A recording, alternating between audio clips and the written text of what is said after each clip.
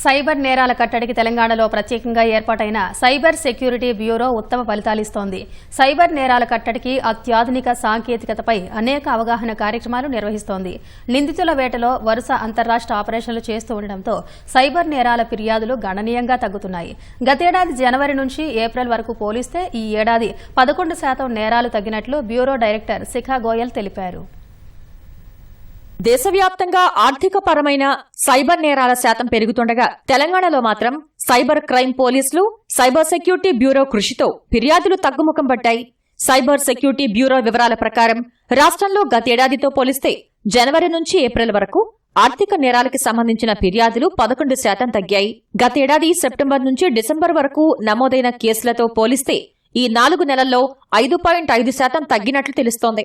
ఇదే క్రమంలో దేశవ్యాప్తంగా సైబర్ నేరాల ఫిర్యాదులు 28% పెరిగాయి. నేరాల్లో పోగొట్టుకున్న సొమ్ము కూడా గతేడాదితో పోలిస్తే జనవరి నుంచి ఏప్రిల్ వరకు 19% తగ్గింది. సెప్టెంబర్ నుంచి డిసెంబర్ వరకు పోలిస్తే 30% పైగానే తగ్గుదలకు వచ్చింది.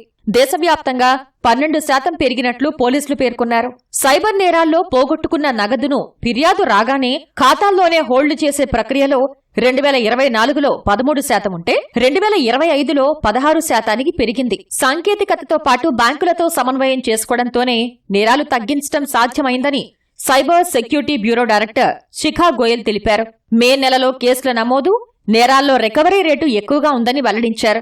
సైబర్ నేరాల కేసులో 2024లో 230 మంది నేరగాళ్లను అరెస్ట్ చేయగా ఈ ఏడాది 626 మందిని అరెస్ట్ చేసినట్లు తెలిపారు. తెలంగాణలో నమోదైన కేసులో నిందితులుగా ఉన్నవారు వేరే రాష్ట్రాల్లో ఉంటే వారిని పీటీ వారెంట్పై గతేడాది 59 మందిని తీసుకురాగా ఈసారి 89 మందిని తీసుకొచ్చి రిమాండ్ చేసినట్లు తెలిపారు. జిల్లా పోలీసులతో సమన్వయం చేసుకుంటూ నేరగాళ్లపై నిఘా పెట్టి కేసులు వీలైనంత త్వరగా పరిష్కారం చేసే విధంగా కృషి చేస్తున్నామని శిఖా గోయల్ వెల్లడించారు. డిజిటల్ అరెస్టులు, పెట్టుబడుల పేరుతో ఓటీపీ నేరాలపై విస్తృతంగా ప్రచారం నిర్వహించి ప్రజల్లో అవగాహన కల్పించినట్లు సైబర్ బ్యూరో తెలిపింది. సైబర్ క్రైమ్ హెల్ప్ లైన్ 1930తో పాటు చాట్ బాట్ ఏర్పాటుతో ఫిర్యాదుల్లో వేగం పెరిగిందని, నేరాల రిపోర్టింగ్ సమయం 6 నుంచి 7 నిమిషాల నుంచి 3 నిమిషాలకు తగ్గిందని పేర్కొంది. కాలర్ ట్యూన్స్, పోస్టర్లు, పాఠశాలలు, కళాశాలల్లో సైబర్ నేరాల కట్టడిపై బ్యూరో వర్క్షాపులు నిర్వహిస్తోంది. ఈ ఏడాది నిర్వహించిన షీల్డ్ వంటి కాంక్లేవ్ల ద్వారా సైబర్ నేరాలపై ప్రజలు తీసుకోవాల్సిన జాగ్రత్తలపై